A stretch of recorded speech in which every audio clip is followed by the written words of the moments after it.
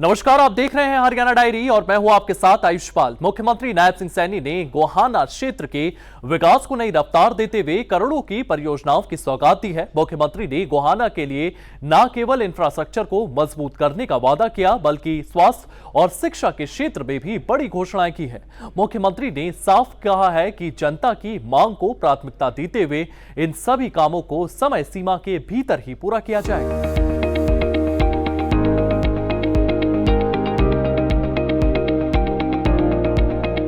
भिवानी का तोशाम विकास की नई इबारत का गवाह बना जब मुख्यमंत्री नायब सैनी ने यहां उन्नत सिंचाई उत्सव मेले का शुभारंभ किया।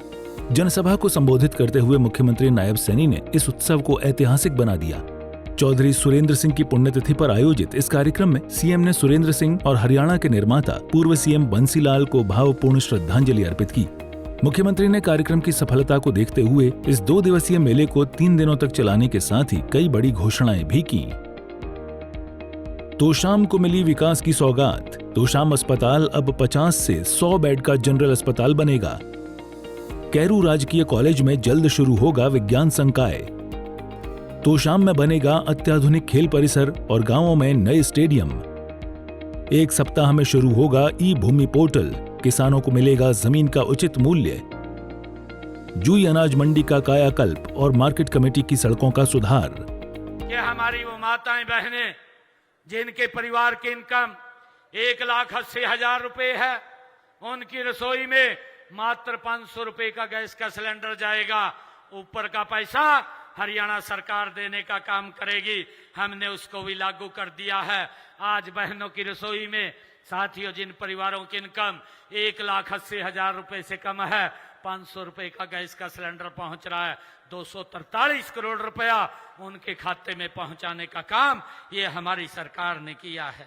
साथियों, मुझे खुशी है आज हमारी सरकार ने मोदी जी के नेतृत्व में जो ई खरीद शुरू की है, उसी खरीद के माध्यम से 12 लाख हमारे धान के किसान जिनकी फसल मंडी में आती है, 48 घंटे के अंदर सीधा पैसा मेरे किसान के खाते में पहुंच जाता है। हमने 1,64,000 करोड़ रुपया साथियों उनके खाते में अब तक पहुंचाने का काम किया है। विकास कार्यों के साथ साथ मुख्यमंत्री ने बिना पर्ची खर्ची वाली नीति पर भी जोर दिया और कहा कि प्रदेश में 1,80,000 युवाओं को योग्यता के आधार पर नौकरी दी गई है, जिसमें अकेले भिवानी के 25,000 युवा शामिल हैं। इस दौरान सीएम सैनी ने खुद को किसान का बेटा बताते हुए कहा कि मैं भी किसान का बेटा हूं, मैंने खेती की है, हम किसानों के दर्द को समझते हैं। इस समय रब्बी की फसलों की खरीद का सीजन चल रहा है। हमने इसके दाने दाने की खरीद के लिए व्यापक प्रबंध किए हैं। मेरे जो विपक्षी साथी हैं उनको बड़ी चिंता हो रही है। कोई ट्वीट कर देता है, कोई प्रेस में बोल देता है, झूठ फैला देता है, कहा जी बारदाना नहीं खरीदा। भाई चिंता अपनों नहीं है, चिंता हरियाणा सरकार को है। एक एक किसान का एक एक दाना हरियाणा सरकार खरीदेगी और उसकी व्यवस्था की जिम्मेवारी भी ये हरियाणा सरकार की है। ये कांग्रेस की नहीं है, विपक्ष के लोगों की नहीं है, ये हमारी सरकार की है। साथियों, हमने 28 मार्च से सरसों की खरीद शुरू की है। मुझे खुशी है, हम ध्यान रख रहे हैं इस बात का। आज मेरे किसान की सरसों की फसल भी एमएसपी से ज्यादा वो मंडी के अंदर बिक रही है। साथियों, हमने कहा है किसी भी किसान की फसल एमएसपी से कम नहीं जाएगी, उसको एमएसपी तक खरीदने की गारंटी ये मेरी सरकार की है। साथियों, हम इसको लेकर के काम कर रहे हैं। साथियों, आप सब जानते हैं मैं भी एक किसान का बेटा हूं। मैंने भी खुद खेती और किसानी की है। मुझे मालूम है कि किसान भाइयों को प्राकृतिक आपदा का सामना करना पड़ता है। इससे मेरे किसान की अगर फसल का खराबा होता है तो हमारी सरकार किसान के दुख दर्द को साझा करने के लिए फसल अगर उसकी खराबा होती है तो उसके साथ खड़ी हुई दिखाई देती है।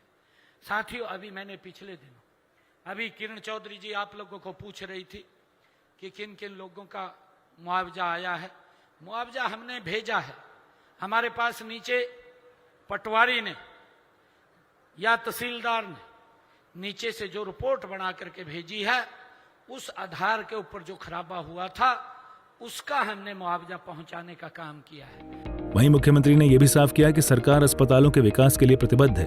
मुख्यमंत्री ने घोषणा करते हुए कहा कि जल्द ही 2500 नए पटवारी गांवों में तैनात किए जाएंगे, जिससे राजस्व और मुआवजे के कार्यों में तेजी आएगी।